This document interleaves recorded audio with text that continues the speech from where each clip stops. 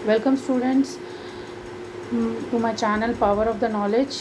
ये आज हम लोग क्लास 12 का एक टॉपिक स्टार्ट कर रहे हैं। पार्ट ए बुक का कंटेम्प्रेरी जो पॉलिटिकल साइंस की बुक है। फर्स्ट लेसन है the cold war era. Cold होता है ठंडा, वॉर होगी लड़ाई, और एरा यानी एक ऐसी लड़ाई का टाइम जिसमें दो सुपर पावर्स बन के कंट्रीज़ आमने सामने आई। सेकेंड वर्ल्ड वॉर के बाद दो सुपर पावर्स आई सामने, यूएसए और यूएसएसआर, जो दोनों ही ये चाहती थी कि वर्ल्ड की ज़्यादा से ज़्यादा कंट्रीज़ उनके साथ हो। एक तरह से वर्ल्ड जो था दो पार्ट्स में डिवाइड होता जा रहा था। तो उसी चीज़ के बारे में हम लोग इस चैप्टर में पढ़ेंगे कि कैसे ये जो दोनों कंट्रीज़ हैं एक दूसरे को अपना पॉलिटिकल पूरा अथॉरिटी लेने के लिए, पॉलिटिकली अपने को स्ट्रॉन्ग करने के लिए क्या क्या कर रहे थे। सबसे पहले मैं आपको बताना चाहूँगी कि बेटा अभी आप लोग देखेंगे कि ऑनलाइन क्लासेस चल रही हैं। बच्चे इससे थोड़ा सेटिस्फाई भी नहीं है, बट प्रॉब्लम ये है कि कोरोना इतना ज़्यादा वो फैल रहा है जिसकी वजह से मजबूरी है कि आप लोगों को स्कूल्स नहीं बुलाया जा सकता, स्कूल में नहीं बुलाया जा सकता।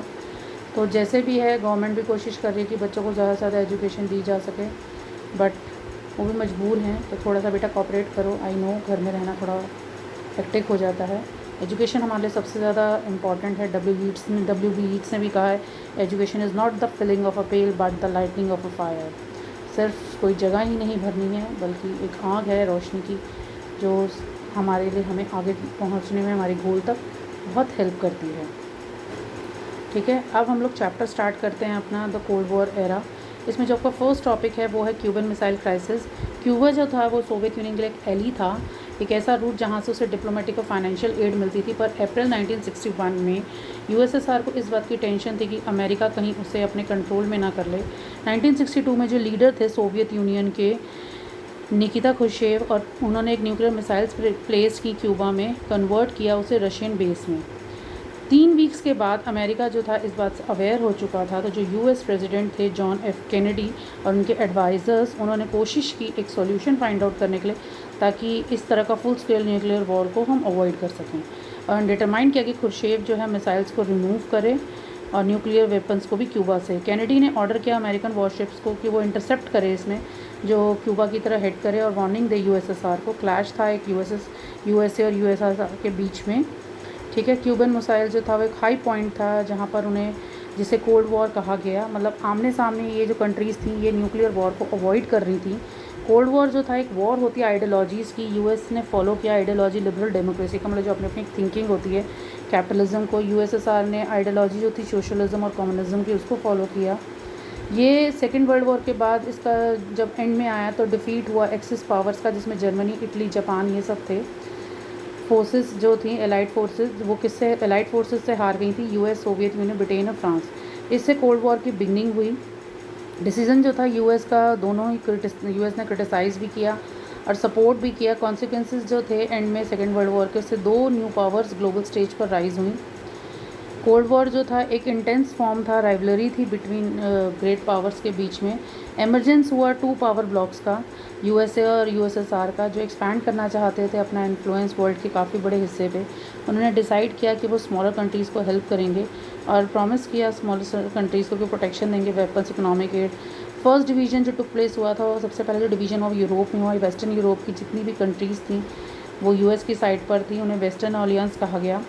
ईस्टर्न यूरोप की ने ज्वाइन किया सोवियत कैंप को, उन्हें ईस्टर्न अलायंस कहा गया। वेस्टर्न अलायंस जो थे वो एक ऑर्गेनाइजेशन थी, North Atlantic Treaty Organisation, NATO, जो एग्जिस्टेंस में आई अप्रैल 1949 में। जो 12 स्टेट्स थी, नाटो ने डिक्लेयर किया कि वो आर्म अटैक किसी भी यूरोप में या नॉर्थ अमेरिका में वो रिगार्ड करेंगे अटैक सब पर, अगर किसी भी कंट्री पर होता है। ईस्टर्न अलायंस जो था उसे वॉर्सो पैक्ट कहा गया, जिसे लीड किया सोवियत यूनियन ने। ईस्ट और साउथ ईस्ट एशिया में और वेस्ट एशिया में यूनाइटेड स्टेट्स ने अपना ऑलियंस सिस्टम बिल्ड किया, उसे South East Asian Treaty Organisation SEATO कहा गया और सेंट्रल ट्रीटी ऑर्गेनाइजेशन सेंटो कहा गया। ठीक है, तो जो स्मॉलर कंट्रीज़ थी वो ज़्यादा हेल्पफुल थी सुपर पावर्स के लिए, क्योंकि उन्हें वहाँ से बहुत सारे रिसोर्सेज मिल सकते थे, जैसे ऑयल, मिनरल्स। लोकेशन जो थी उनके स्पाइस के लिए और वेपन्स लॉन्च करने के लिए बहुत सही थी।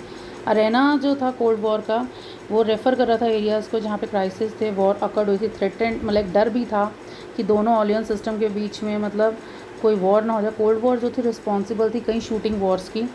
दो सुपर पावर्स जो थी वो एक दूसरे को डायरेक्ट एनकाउंटर किया उन्होंने कोरिया में 50-50 बर्लिन में 58-62, कॉन्गो में। जवाहरलाल नेहरू जो एक लीडर थे नैम के, नॉन अलाइनमेंट मूवमेंट उन्होंने प्ले किया एक बहुत ही इंपॉर्टेंट रोल, मीडिएट किया दोनों बिटवीन द टू कोरियाज़, दो कोरियाज़ के Congo crisis. UN secretary general ने भी की मेडिटरी रोल प्ले किया। यूएस और यूएसएसआर ने डिसाइड किया कि वो कोलैबोरेट करेंगे एक लिमिटिंग और एलिमिनेट करेंगे कुछ सर्टेन काइंड्स के न्यूक्लियर और नॉन न्यूक्लियर वेपन्स, मतलब उनको रोक देंगे। और दोनों साइड से 3 सिग्निफिकेंट आर्मी एग्रीमेंट्स साइन हुए एक डिकेड के पूरे सेंचुरी के। Limited test ban treaty LTBT, nuclear non proliferation treaty NPTT, anti ballistic missile treaty ABMT। Challenge था एक बाइपोलरिटी को नैम ने ऑफर किया नया डीकोलोनाइज्ड कंट्रीज़ जो थी एशिया, अफ्रीका और लैटिन, जब किसी की कॉलोनी नहीं थी, किसी के अंडर नहीं थी। नैम ने फाउंड किए 3 leaders, Yugoslavia Joseph Broz Tito, India के जवाहरलाल नेहरू और इजिप्ट के leader Gamal Abdul Nasser, Indonesia से सुकार्मो और घाना से कवाने निक्रुमहा। इन्होंने स्ट्रांगली सपोर्ट किया नैम को नॉन अलाइनमेंट आइदर मीन्स, जिसमें मतलब उन्होंने एक इम्पॉर्टेंट रोल किया, मीडिएट किया 2 राइवल अलायंसेस के। एक नया इंटरनेशनल इकोनॉमिक ऑर्डर आया, चैलेंज था नई कंट्रीज़ के लिए कि वो अपने मोर डेवलप्ड इकोनॉमिकली कंट्रीज़ के अगेंस्ट सामने खड़े हो सके और अपने लोगों की जो पॉवर्टी है उसे लिफ्ट अप कर सकें। ठीक है, आइडिया जो था न्यू इंटरनेशनल इकोनॉमिक ऑर्डर का NIE का, वो ओरिजिनेट हुआ इस रियलाइजेशन से। यूनाइटेड नेशन कॉन्फ्रेंस जो थी वो UNCTD, उसने एक रिपोर्ट दी 1972 में, उसका टाइटल था towards a new trade policy for development, मतलब डेवलपमेंट के लिए नई ट्रेड पॉलिसी। नेचर जो था नैम का, उसने बहुत ज़्यादा इंपॉर्टेंस ली इकोनॉमिक इश्यूज़ पर। रिजल्ट ये हुआ कि प्रेशर ग्रुप बन गया ये इकोनॉमिक प्रेशर। इंडिया और कोल्ड वॉर में क्या था, इंडिया ने 2 वे पॉलिसी रिगार्ड की, कोल्ड वॉर से रिगार्डिंग फॉलो की। उन्होंने किसी भी अलायंस को ज्वाइन नहीं किया और वॉइस रेस की डीकोलोनाइज्ड कंट्रीज़ के सामने अगेंस्ट कि वो इन अलायंस का पार्ट ना बने। पॉलिसी जो थी इंडिया की वो थी कि सिर्फ ये नहीं था कि वो दूर रहना चाहते हैं, बल्कि वो फेवर में थे कि जो वर्ल्ड अफेयर्स हैं वो आराम से सॉल्व हो जाएं।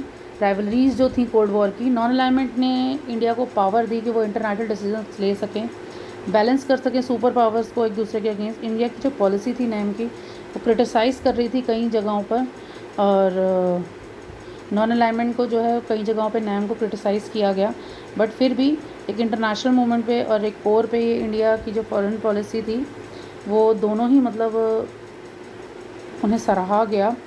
फैक्ट्स क्या थे इसमें, क्यूबन मिसाइल क्राइसिस जो था वो उससे पूरा वर्ल्ड नर्वस था कि कहीं 2 सुपर पावर्स के बीच में क्लैश ना हो जाए। ये भी टेंशन था 2 सुपर पावर के क्लैश के बीच में कि 3rd वर्ल्ड वॉर ना हो जाए। बट ये था कि दोनों ही सुपर पावर्स थी वो कोशिश कर रही थी कि भी न्यूक्लियर वॉर ना हो और ऐसे ही उनके हाथ में पावर आ जाए।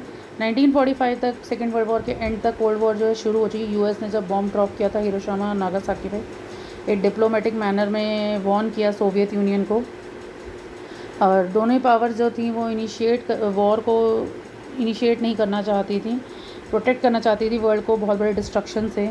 एक उनके अंदर लालच था कि वो अपने आप को एक्सपैंड करना चाहते थे, वर्ल्ड को डिवाइड करना चाहते थे अलायंसेस में। US ने नाटो बनाया, सियाटो बनाया और सेंटो बनाया। सोवियत ने क्रिएट किया Warsaw Pact, eastern alliance. Small states जो थी वो उनको प्रॉमिस कर रहे थे प्रोटेक्शन का, वेपन्स का और इकोनॉमिक एड का। सुपर पावर्स ने अपना जो है रिक्वायर किया गेन, उनको ज़रूरत थी उन छोटी कंट्रीज़ की, क्योंकि वहाँ से बहुत से रिसोर्सेज मिल सकते थे उन्हें, वो अपना वेपन बेस बना सकते थे, सोल्जर बेस वहाँ पे बना सकते थे, स्पाई कर सकते थे। कंट्रीज़ जो इन 2 ब्लॉक से बाहर थी वो उन्होंने नैम को ज्वाइन किया, जिसमें जो कंट्रीज़ थी एशिया, अफ्रीका और लैटिन अमेरिका की, जिसने एक बहुत ही क्रूशल रोल प्ले किया कोल्ड वॉर को कम करने के लिए। 5 फाउंड मेंबर्स थे उसके, यूगोस्लाविया से जोसेफ ब्रोज टीटो, इंडिया के जवाहरलाल नेहरू, इजिप्ट से leader Gamal Abdul Nasser, Indonesia के सुकार्नो और घाना से कवाने निक्रुमहा। मेजॉरिटी जो थी नेम मेंबर्स की वो कैटेगराइज हुई एक लीस्ट डेवलप कंट्री LDC में, जिसने इनिशिएट किया इकोनॉमिक डेवलपमेंट को और हेड किया न्यू इंटरनेशनल इकोनॉमिक ऑर्डर को, न्यू को। इसके अलावा जो आपका एक ट्रेड और डेवलपमेंट का यूनाइटेड नेशंस का कॉन्फ्रेंस हुआ था, उसमें रिपोर्ट आई 1972 में कि उन्होंने LDC को पूरे नेचुरल रिसोर्सेज पे कंट्रोल दे दिया और वेस्टर्न मार्केट जो अवेलेबल कर दी, ताकि कम कॉस्ट की टेक्नोलॉजी मिल सके और ग्रेटर रोल जो है प्रोवाइड कर सके इंटरनेशनल इकोनॉमिक इंस्टीट्यूशन में। इंडिया ने रिस्पॉन्ड किया एक ग्रोथ की तरह कोल्ड वॉर में दोनों फोर्ट्स पर, और पहले वो अलायंस से दूर रहा, सेकेंडरी उसने अपनी वॉइस रेस की, अपनी आवाज़ उठाई एक नई डीकोलोनाइज्ड कंट्रीज़ और पार्ट बना एक दूसरे अलायंस का, जिसे हम 3rd वर्ल्ड कहने लगे, जहाँ 2 वर्ल्ड्स हो गए थे US और USSR की वजह से। वहाँ पे नेम की वजह से एक थर्ड वर्ल्ड बन चुका था। इंडिया की जो पॉलिसी थी वो क्रिटिसाइज़ कर रहा था उस ग्राउंड्स पर कि जो कॉन्ट्रडिक्टरी पोस्चर्स हो रहा था कि उन्होंने फ्रेंडशिप की ट्रीटी साइन करी यूएसएसआर के अगस्त 1971 में 20 ईयर्स के लिए। एक गुड रिलेशंस बनाए उन्होंने यूएस से बांग्लादेश क्राइसिस के दौरान। कोल्ड वॉर का एंड हुआ 1991 में। नैम का जो था रेलेवेंस तब ख़त्म हुआ जब यूएसएसआर का डिसइंटीग्रेशन हुआ 1991 में, वो डिवाइड हो गया पूरी तरह से। नैम जो था वो बेस था कि डेमोक्रेटाइज इंटरनेशनल सिस्टम को रिजॉल्व करने के लिए, रीएड्रेस करने के लिए इनइक्वालिटीज़ को जो पुअर और स्मॉल कंट्रीज़ के बीच में है वो फॉलो ना हो, बिग पावर्स वो फॉलो ना करें, उन्हें इंडिपेंडेंट फॉरेन पॉलिसी को उन्होंने सपोर्ट किया। और नैम की जो कोर वैल्यूज़ हैं वो आज भी सीनियरों में है। सर्कमस्टांसेस और एक इम्पॉर्टेंट पर्पस है प्रोटेक्ट करने का इंटरेस्ट का थर्ड वर्ल्ड कंट्रीज़ को। नीचे वर्ड्स हैं जो कुछ टर्म्स आपको आते हैं एक्सप्लेन करने के लिए। एक टाइमलाइन है कि इस ईयर में क्या क्या इवेंट हैपन हुए, जैसे 47 में American president Harry Trueman doctrine ने कंटेनमेंट हुआ उनका कम्युनिज्म का, मार्शल प्लान हुआ यूएस का, यूएस एड का रिकन्स्ट्रक्शन हुआ वेस्टर्न यूरोप की। अलग अलग इवेंट्स की टाइमलाइन दी हुई है, ये आप लोग लर्न कर सकते हैं। आपको बहुत हेल्पफुल रहेगा कि किस ईयर में क्या चीज़ हुई, तो जैसे क्वेश्चन आएंगे उसके अकॉर्डिंग आप लोग इसे एक्सप्लेन कर पाएंगे। इसके साथ ही आप लोगों को मैंने इंपॉर्टेंट क्वेश्चन आंसर्स दिए हैं, इसके वेरी शॉर्ट क्वेश्चन आंसर्स हैं, शॉर्ट क्वेश्चन आंसर्स हैं, ठीक है। और long question answer very short और लॉन्ग को कई मार्क्स के अकॉर्डिंग डिवाइड किया हुआ है। पहले 1 मार्क क्वेश्चन है, फिर 2 मार्क्स क्वेश्चन है, फिर उसके बाद 2 मार्क्स क्वेश्चन है, 6 मार्क्स क्वेश्चन हैं। और आई थिंक मैंने उसमें साथ में एंड में आप लोगों को जो मतलब क्वेश्चंस दिए हैं, कोशिश कीजिए अपनी एनसीईआरटी बुक्स के चैप्टर्स को रीड आउट कीजिए और उसी के बेसिस पर इन आंसर्स को सॉल्व कीजिए, आपको बहुत हेल्पफुल रहेगा, ठीक है। सभी सोर्स से हम कोशिश करते हैं अवेलेबल करने की चीज़ों को कि किसी भी तरह आप लोगों को बेनिफिट मिल सके, जितना भी हम दे सकते हैं, ठीक है। तो यही है एक्सपेक्टेशंस की जो भी क्वेश्चन आंसर्स वगैरह साथ में दिए जाते हैं प्लीज़ उन्हें सॉल्व ज़रूर कीजिए, अपने नोट्स रेडी कीजिए, क्योंकि कब आप लोगों को अभी पता ही है कि स्कूल्स जिस तरह से अभी रन नहीं हो पा रहे हैं कोरोना की वजह से, बच्चे बहुत मतलब इस चीज़ के लिए सभी लोग परेशान हैं कि कैसे करें। पर ये प्रॉब्लम ही ऐसी है कि इसमें कर भी नहीं सकते, गवर्नमेंट भी हेल्पलेस है इस चीज़ में, पर वो अपने आप में ट्राई कर रहे हैं कि बच्चों तक हर चीज़ पहुँच सके। न्यू ऐप्स लॉन्च कर रहे हैं, बच्चों से बातचीत करने की कोशिश कर रहे हैं, कैसे भी है मतलब कोशिश कर रहे हैं। तो यही है कि बस आप लोगों को जो कुछ टीचर्स अलग अलग टीचर्स जैसे जैसे हेल्प करने की कोशिश कर पा रहे हैं वो कर ही रहे हैं। तो आप लोग प्लीज़ अपनी स्टडी पे कंसंट्रेट कीजिए, उसका लॉस मत होने दीजिए, कोशिश कीजिए कि कैसे भी जहाँ से भी आपको नॉलेज मिले वहाँ से गेन कीजिए। जो मेन मोटो होता है हमारा एजुकेशन का कि नॉलेज शुड परसिस्ट, मतलब नॉलेज जो है मिलती रहनी चाहिए। कई सोर्सेज होते हैं नॉलेज के, हमें हर सोर्स को देखना चाहिए नॉलेज के लिए। आपका ये लेसन था cold war era, I hope आपको ये समझ आया होगा, ठीक है। मेनली इस चैप्टर में यही था कि 2 सुपर पावर्स जो थी वो 2 वर्ल्ड बना रही थी, वहीं पे एक थर्ड वर्ल्ड फॉर्म हुआ नैम के फॉर्म में, जिससे कि जो कंट्रीज़ जो हैं वो इन दोनों ही सुपर पावर्स में हैं, जिसमें 5 लीडर्स ने बहुत इंपॉर्टेंट रोल प्ले किया अलग अलग कंट्रीज़ के। और चैप्टर आपको समझ आया होगा, इसमें कुछ टर्म्स भी थी एक्सप्लेन करने, टाइमलाइन भी हैं कि किस ईयर में क्या चीज़ हुई है, तो उस चीज़ से आपको बहुत बेनिफिट रहेगा। तो आप ये सब चीज़ें लर्न कीजिए अच्छी तरह से, नोट्स को पढ़िए, क्वेश्चंस को सॉल्व कीजिए, अपनी एनसीईआरटी बुक चैप्टर्स एक बार रीड आउट करेंगे, आपको समझ आ जाएगा कि मैं क्या चीज़ समझाना चाह रही हूँ। तो इसी के साथ जो है हमारा लेसन यहाँ पर ये फिनिश होता है, द कोल्ड वॉर एरा। पूरी कोशिश है कि जल्द से जल्द सारे लेसन्स के वीडियोस आ सकें एक्सप्लेनेशन के साथ और इम्पोर्टेंट क्वेश्चंस के साथ, जो आपके लिए बहुत हेल्पफुल रहेंगे। तो नेक्स्ट जो आपका लेसन है, अभी हमने पार्ट ए बुक स्टार्ट की है और पूरा ट्राई है कि जल्द से जल्द आप लोगों तक सारी चीज़ें मैं पहुंचा सकूं। यहाँ तक आपको लेसन समझ आ गया होगा कि कैसे कोल्ड वॉर एरा रहा है, आप देखेंगे तो आप लोगों को अगर समझ आया होगा तो आप लोग ईज़िली जो हैं आंसर फॉर्मेशन कर पाएंगे, क्योंकि आंसर्स की जो फॉर्मेशन है वो आपकी अंडरस्टैंडिंग बेस्ड होती है कि आपको टॉपिक के बारे में कितना पता है। जितना ज़्यादा टॉपिक के बारे में जानने की कोशिश करेंगे उतना अच्छा है। हमेशा हर सोर्स पर हर जगह पूरी इन्फॉर्मेशन देने की कोशिश की जाती है, बट फिर भी कुछ ऐसा होता है क्योंकि हिस्ट्री इतनी वास्ट है कि अगर जब हम इसको खोलना शुरू करते हैं तो इसमें बहुत कुछ आ जाता है। ठीक है। आपकी बुक्स में कोशिश की जाती है आपको पूरी इन्फॉर्मेशन ब्रीफ में देने की, ठीक है। और जितना ज़्यादा आप उसको एक्सप्लोर करेंगे उतना ज़्यादा आप इस चीज़ के बारे में जानेंगे। पॉलिटिकल साइंस का जो फर्स्ट लेसन था, इसमें थोड़ा सा आप लोग पुरानी चीज़ों के बारे में पढ़ेंगे, पॉलिटिक्स क्योंकि हर चीज़ की हिस्ट्री होती है, तो ऐसे ही पॉलिटिक्स की भी हिस्ट्री है कि कैसे कंट्रीज़ जो हैं रन कर रही थी। 11th में अभी तक आपने पॉलिटिक्स के सभी जो मेन पॉइंट्स थे वो आपने स्टडी की कि पॉलिटिकल साइंस होती क्या है। 12th में आप लोग डिफरेंट कंट्रीज़ के पॉइंट ऑफ व्यू से पॉलिटिकल साइंस को पढ़ेंगे कि कैसे कैसे कंट्रीज़ ने पॉलिटिकली अपने आप को स्ट्रॉन्ग किया, कैसे अपनी पॉलिटिकल स्टेबिलिटी लाए, इकोनॉमिकली अपने आप को स्ट्रॉन्ग किया, क्या उनके बीच में क्लैशेस रहे, कौन कौन से एग्रीमेंट्स हुए, कौन सी एसोसिएशंस फॉर्म हुई। ये सब चीज़ें अब आप लोग 12th में पढ़ेंगे आगे आगे। अभी हम लोगों ने थोड़ा सा पॉलिटिकल साइंस का हिस्ट्री पार्ट स्टार्ट किया है, जैसे हमने कोल्ड वॉर से स्टार्ट किया है जो सेकेंड वर्ल्ड वॉर के एंड के बाद आया था। इसके बाद बायोपॉलिटी का लेसन है, यूएसपी, तो इसको हेजीमनी का लेसन है। तो धीरे धीरे मतलब कैसे एक सुपर पावर बनकर उभरा यूएसए, तो आपको ये चीज़ पढ़ने को मिलेगी इन चैप्टर्स में। कैसे उसने अपनी एक टाइम पे मतलब अपनी पावर का कैसे वो पावर में आया, ये सब चीज़ें आप लोग इन लेसन्स में देखने को देखेंगे। आपको काफ़ी कुछ जानने को मिलेगा, बहुत इंटरेस्टिंग लेसन्स हैं ये।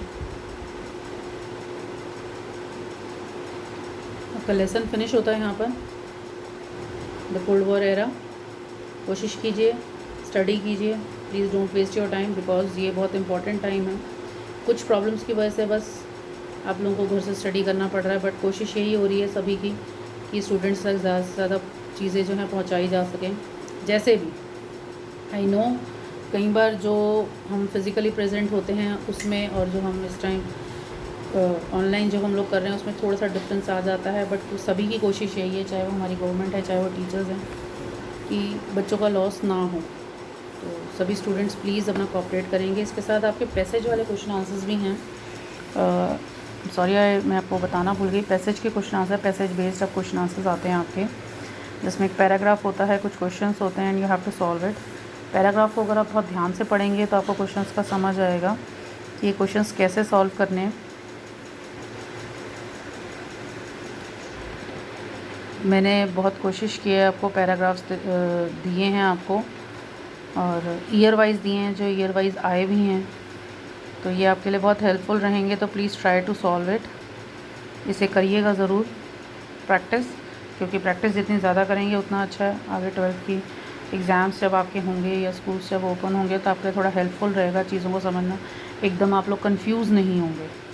तो प्लीज़ इसको आप ज़रूर देखें कि ये कैसे होगा। इसी के साथ आपका लेसन यहाँ फिनिश होता है। अगर आपको ये वीडियो अच्छा लगा तो प्लीज़ इसे लाइक एंड शेयर कीजिए and subscribe my channel. Also press the bell icon for new notification, for all new videos notification. Thank you.